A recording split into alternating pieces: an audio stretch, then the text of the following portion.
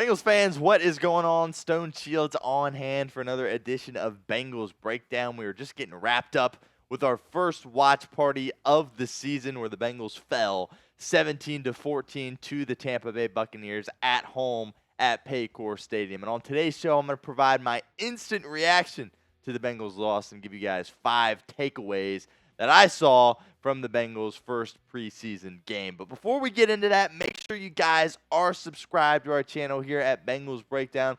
We had an outstanding time on our first watch party of the year. So if you weren't a part of our first watch party, you definitely want to be a part of future watch parties to come. So hit that sub button. That's youtube.com/BengalsTV so you do not miss out. Real quickly, I want to give an update on Charlie Jones. We did provide a short for you guys last week when Charlie Jones was carted off the field at Paycor Stadium, and the Bengals were practicing at Paycor Stadium during a training camp practice last week. But Zac Taylor said after the preseason game tonight that just concluded that he just banged knees with someone. So it appears as though we have avoided a serious injury issue for Charlie Jones. Don't want to, jinx anything or speak too soon, but it seems like the team is confident that it isn't a significant issue with Charlie Jones. But we'll certainly keep you guys updated when that becomes official. So the Bengals lost 17-14 against the Tampa Bay Buccaneers. Joe Burrow came out for the first drive, which we'll get to him in a second. But kind of just looking at what exactly went down during the game, the Bengals offense really struggled for the majority of the game in terms of the middle. They were great first drive, and then they came alive at the end with Logan Woodside. But the middle stages there really was a struggle. And I thought the defense, first-team defense, forced a 3-and-out. They did an excellent job. And I thought the second-team, third-team defense played pretty well as well.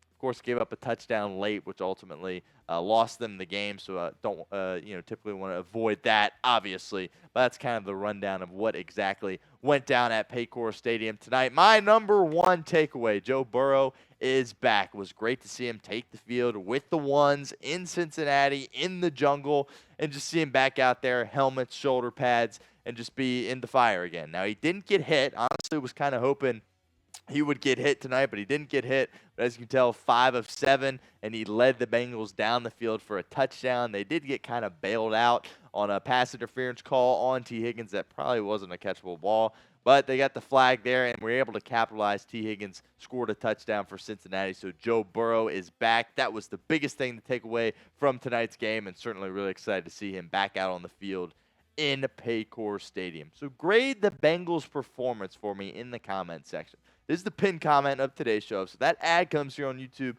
That's totally fine. Take advantage of it. Get down in the comment section. Let us know what you think. Get those red pens out. Let us know A, B, C, D, or F in the comment section. Second takeaway, taking a look at some of our corners here. Dax Hill. Thought he played really, really well for Cincinnati. Had an outstanding pass breakup that he actually almost nearly intercepted on that same play as well, but he lost it kind of coming to the turf. Was an outstanding play by Dax Hill. He had several pass breakups, and he really was just flying around. He looked quick. He looked big. He looks really big for a corner, obviously.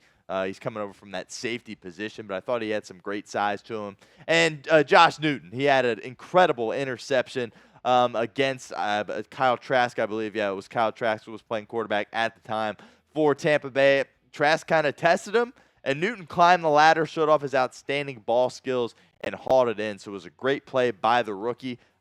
We've mentioned that it was kind of a surprise to see him so far at the bottom of the Bengals depth chart, but fully expect him to climb those ranks, and I think he's going to get significant reps, or meaningful reps, I should say, for Cincinnati at some point through the regular season. So really happy with what I saw from those two guys. Kind of a negative that we saw from tonight's game was Jake Browning really struggled. I think he played more than Zac Taylor probably wanted him to play in this game. He really even came out in the second half and played in that third quarter as well. For me, I mean, it took him forever to be able to just get a first down. The biggest takeaway for me was his body language. It flat out stunk out there. And as a backup quarterback, you don't want to see that. The backup quarterback is supposed to be the guy that everybody loves and would go to war for. And Browning kind of was just pouting. He seemed like he was chirping at some teammates a little bit. I'm not going to sit here and say that there's a possibility that he loses the backup job. I think it's 100% his, but very disappointed by what I saw in Jake Browning. Now, keep in mind, he was playing with all the other backups, right? It's not like when he filled in for Joe Burrow and he's playing with all the ones. So I understand that makes things a little bit more challenging, but certainly expect Jake Browning to play better going forward in these next two preseason games for Cincinnati. Logan Woodside, on the other hand, he looked like quarterback 2 tonight. The offense clicked a heck of a lot better when he was out there as opposed to Jake Browning, and he really gave him a chance at the end. He brought him back, hit Burton for a bomb down the sideline, put it right in the bucket. Jermaine Burton was able to get into the end zone and also hit Burton on another deep play that gave him an opportunity to potentially win the game as well. So Logan Woodside really balled out tonight. Really happy with what we saw from the Bengals QB3. Want to give a shout out to our friends over at Game Time because today's show is presented by Game Time. And I love the summer because Major League Baseball is in full swing. And I love making the walk down the street from our Chat Sports offices to a Reds game every chance I get. Unfortunately, they lost 1-0 to the Brewers because the Brewers just simply own us right now. Prices on the Game Time app actually go down the closer it gets to the first pitch. With killer last-minute deals, all-in prices, views from your seat, and their lowest price guarantee, Game Time takes the guesswork out of buying MLB tickets. And with the NFL season just over a month away, you can get tickets to watch the Cincinnati Bengals at Paycor Stadium. And Game Time doesn't just have sporting events. They have concerts, comedy, theater, and more. Went saw Jason Aldean last night. Where'd I get my tickets? Game Time. I love the zone deals. You choose the section, and Game Time chooses the seats. Download the Game Time app, create an account, and use code ChatSports for $20 off first purchase. Check out GameTime.co for last-minute tickets. Terms apply. Again, create an account and redeem code CHATSPORTS for $20 off. Download Game Time today. Last-minute tickets at the lowest price, guaranteed. Fourth takeaway, meet Maema Njongmeta. I think I'm saying that right. We'll correct it at a later point if I'm not, but I'm pretty sure that is how you pronounce it. I've been hyping this guy up. If you remember, he was one of our players to watch. That video came out earlier today, our 10 guys to watch. He's an undrafted free agent linebacker, and he was making a ton of plays out on the field for Cincinnati.